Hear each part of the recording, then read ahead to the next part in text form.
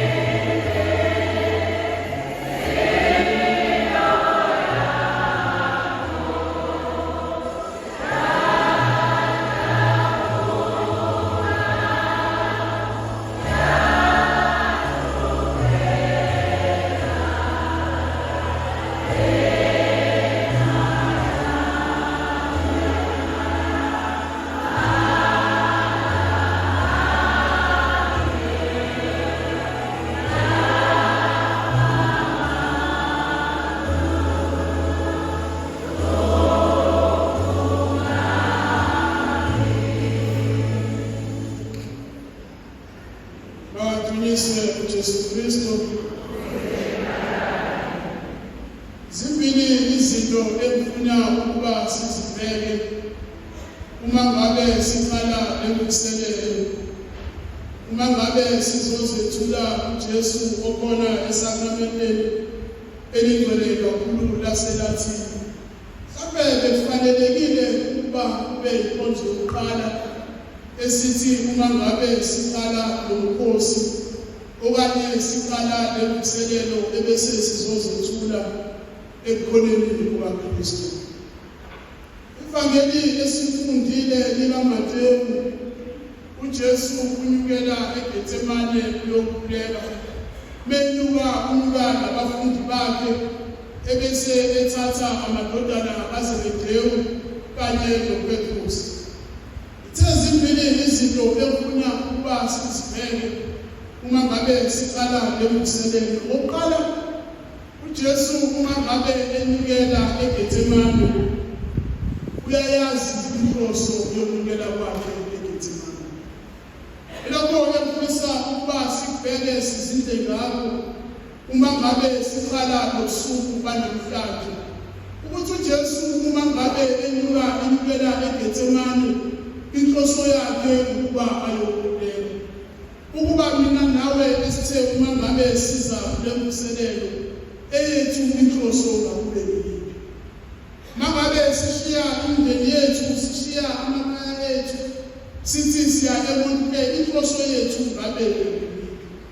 Kunabantu phakathi kwethu abaphuma ezindaweni ezikude abathe beza emvuselelweni emuntwini ukuthi inhloso yakho yokuza lapha bekuyini. Jesu mangabe enyukela eGetsemane uyayazi inhloso yakhe ukuthi uyahlangana noNkulunkulu. Sithe mangabe sabungiselela nobaba lapha ntambama ngibona ngabofose kukhona abazalwane asebengena asebengaphathi phakathi kwaleli sonto. Ngithe enhlizweni yami ngishuthi bayazazi ukuthi ngabazoyenza. Mhlawumbe kunabanye phakathi kwethu ababenama-appointment ukuthi uzwile ukuthi ngemvuselelo konke uyaya na, athi omunye ngiyaya, wena uyaya yini, athi kade ngakugcina sesokubulala konke yiphi inhloso oyisela. Mhlawumbe abanye baphume emakhaya ngoba bayazi lapho kunezivithiphithi ukuthi hayi ngiyoshaya umoya, hayi ngiyopholisa ikhanda, ake ngiyomvuselelo, hleze kabafuni ngiphume ngiyavalelwa, athi namhlanje ake ngiyolala ama-out, yiphi inhloso oyisela. Okwesibili ngifisa ukuba sibheke leli vangeli. uJesu uma ngabe esesentabeni eGetsemane uyasuka phakathi kwabafundi bakhe athi ngilindeni lapha ngisayokhulela. Kuthi njengoba silapha inhloso yethu mengezile ukuzokhuleka akube yini. Jesu uyasuka kubafundi bakhe, he-isolates himself from abafundi bakhe ebeseyokhuleka. Hleze nathi uma ngabe siqala lemvuselelo bekumele sisuke kwabanye abantu ebese siyokhuleka.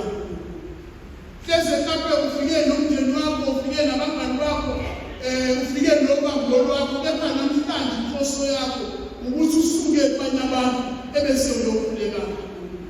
Yilokho esifunda kuJesu inkonzo yokusuka kubantu ebese uyokhuleka. Mangabe sizoqala lemvuselelo yokuvala unyaka, kuningi okwenzekile empilweni zethu. Mhlawumbe abanye bazosuka ey'nkingeni zakho bathi ngifuna ukuyohlangana noNkulunkulu. Mhlawumbe abanye bazosuka ey'nkingeni zakho nasempilweni emhlangeni bathi ngiyokhuleka uNkulunkulu elokhuleka mhlawumbe.